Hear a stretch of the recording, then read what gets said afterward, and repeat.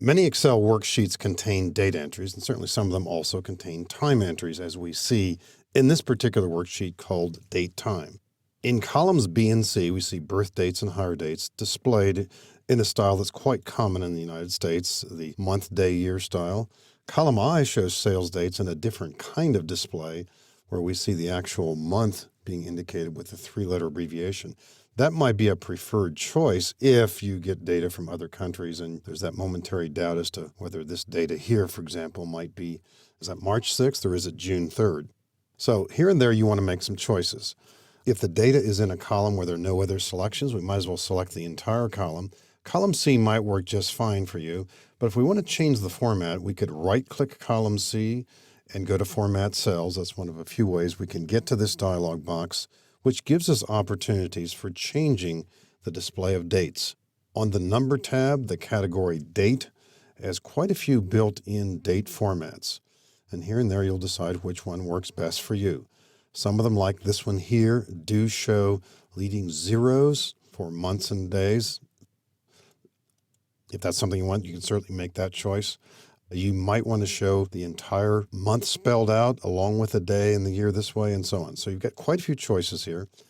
You could also make a modification here if you wanted to see the entire year. How about a choice here that shows a 4-digit year instead of simply a 2-digit year? So as we make the change here, all the year entries in column C are now going to have the entire 4-digit year. And here and there that will make sense, adds an additional clarity. You can change these formats quickly and easily.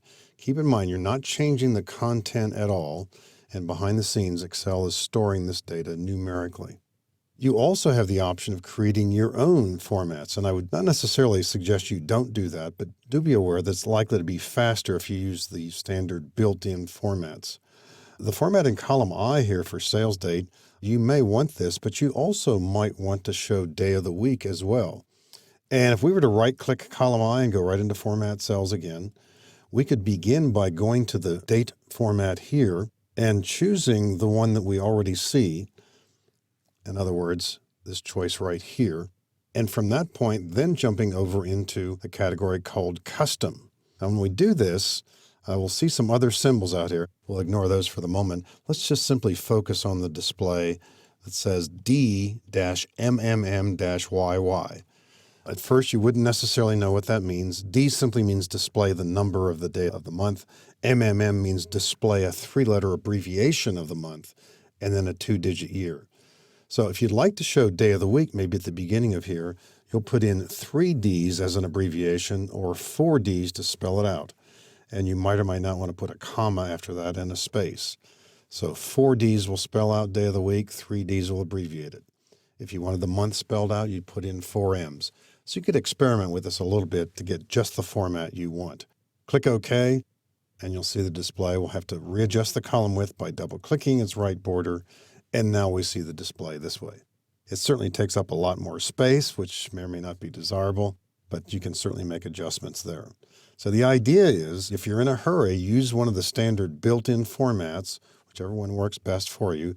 But if you want additional features here, then as you go into Format Cells, consider going into the Custom category and making changes to the existing layout by altering the Ds and the Ms and the Ys. Excel also handles time dates, and the big issue here usually is, do you want to use the so-called 24-hour style as we're seeing in the data here, or would you prefer to use the AM/PM style?